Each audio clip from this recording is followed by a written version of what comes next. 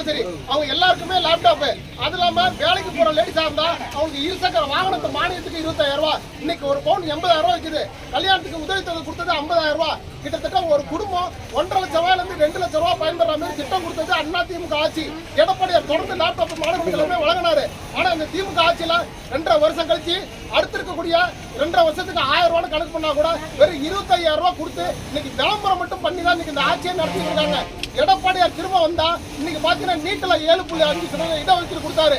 அதே மாதிரி மீத்தன் திட்டத்தை திமுக ஆட்சி கொண்டு வந்தாலும் பாதுகாக்கப்பட்ட வேளாண் மண்டலம் இன்னைக்கு டெல்டா மாவட்டங்களுக்கு அறிவிச்சாரு. அந்த மாதிரி மிகச்சிறப்பான திட்டங்களை அவர் வந்தா மட்டும்தான் கொடுக்க முடியும். அதனால வரக்கூடிய ஆட்சி நீங்க எல்லாருமே அதிமுகவுக்கு அம்மாவுடைய ஆட்சிக்கு எடப்பாடியாருக்கு தயவு செஞ்சு ஆதரவு கொடுங்க. இன்னைக்கு திட்டங்களை கொடுத்த கட்சி அதிமுக. ஒரு மாணவர்களும் மகளிர் இன்னைக்கு முன்னேற்றம் அடைஞ்சது அதிமுக ஆட்சி தான். இந்த ஆட்சியில எந்த ஒரு முன்னேற்றமும் கிடையாது. போதைப் பொருள் புழக்கங்கிறது ரொம்ப சர்வசாதாரணமா இன்னைக்கு ஆகி போச்சு. அது எல்லாமே தயவு செஞ்சு உங்களோட சொந்தக்காரங்க நண்பர்கள்ட்ட எடுத்து சொல்லுங்க.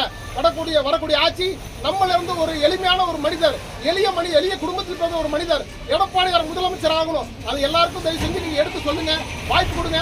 அவருடைய பிறந்த நாள் வரக்கூடிய மே 12 நடக்குது. அதுக்கு மாபெரும் ரத்த தான முகாம் நடத்துறோம். உங்களுடைய ஆதரவு கொடுங்கன்னு கேட்டுக்கிறேன். நன்றி, வணக்கம்.